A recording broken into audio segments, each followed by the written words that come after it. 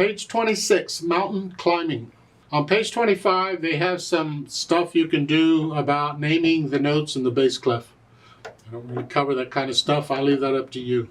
You need to know the names of all those notes instantly. How you go about learning them is a personal thing between you and your teacher or whoever. There are a lot of videos on YouTube that already teach different approaches to reading music, learning to read music.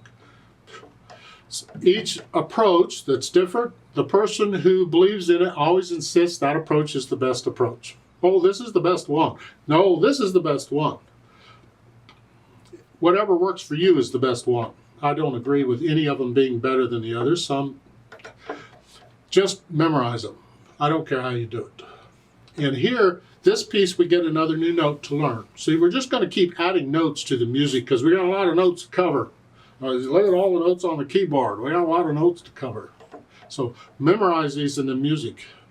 If you're lost, go back and start the book again. You really need to know these notes instantly, the names of the notes. The name of the new note they show at the top of the page, but I want to look at the music. I like looking at the music itself. If you look in the second measure there on the first line, the left hand, those two half notes, they're above the little line that's above the staff. Well, the line above the staff is middle C. We've had that a lot. We've had that already. You should know that's middle C already. Because when we had F position, that was it. We've done that one. Well, this is just the note above it. It's a D. Okay, just memorize it. It's a D. It's above that line, the little line, it's a D. Mystery solved, that's what it is. G position, but this is different than the G position we had before. Remember I said that a G position is where your 5 fingers on it and the bottom note's a G. Well, we got a lot of G positions. So here and here and here and here and here, wherever. Which G position you're using depends on the music. We've been doing this one. Well, in mountain climbing, the left hand needs to be up here. The right hand stays where it is. Now we're in this G position. Doesn't matter what the G position, just do what the music tells you to do. So let's go over this. Treble and bass clef, 1 sharp, so all the F's are sharp. There aren't any F's, but if there were, they'd be sharped. 4/4 time, 4 notes in a measure. You're counting to 4, we're counting quarter notes. All right.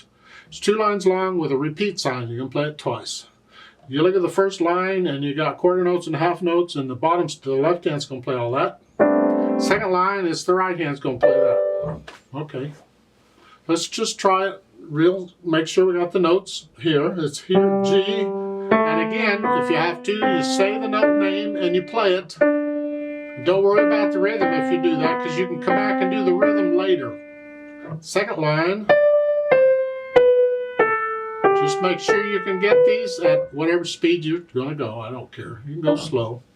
There's no hesitations allowed. It has to be a steady beat at some speed. As far as the articulation goes, they don't give anything. There's nothing marked. There's no slurs, no staccatos, or nothing. Well, again, you can play around with it. It's repeated. Maybe the first time you put in the phrasing, and if you look at the words, you see it's like every 2 measures is a phrase, sort of. So here, and then you can, if you want, I kind of disagree there. I think the whole first line is 1 phrase. Just connect it all together. And at the end of the line, you have a rest. You have to. Then in the second line, you can connect it all together. Or you want to get fancy, look at the second measure of the second line. You see there's a comma in the words. Same note, comma, that I'm. You could take that as a different phrase, so you can break it right there between those notes. So in the second line, second measure, it's same, lift up before you do the, break the phrase there. What does that sound like? Well,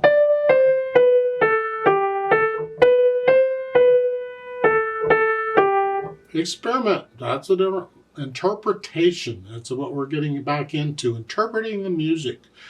You got to go beyond the written music, and what do you see? Or maybe I play them staccato. Don't play the half note staccato. Just, you can have staccato half notes. It's just in this type of a piece, the longer notes you tend to hold them out.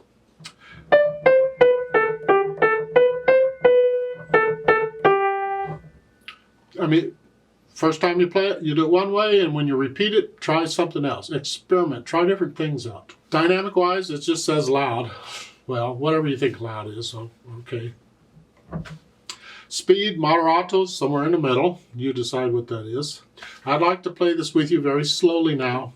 I'm not going to do any staccatos or anything. I'm just going to play the notes. But we are going to repeat it.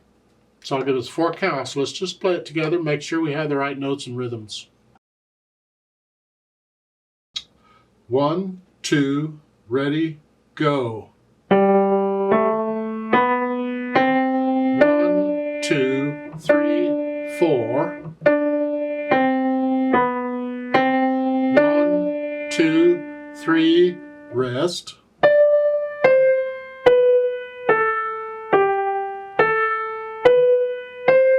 1, 2, 3.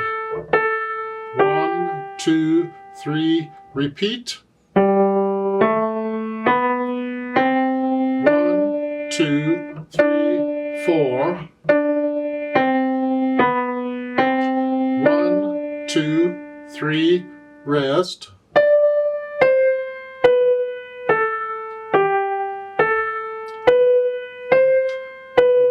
2, 1, 2, 3, rest.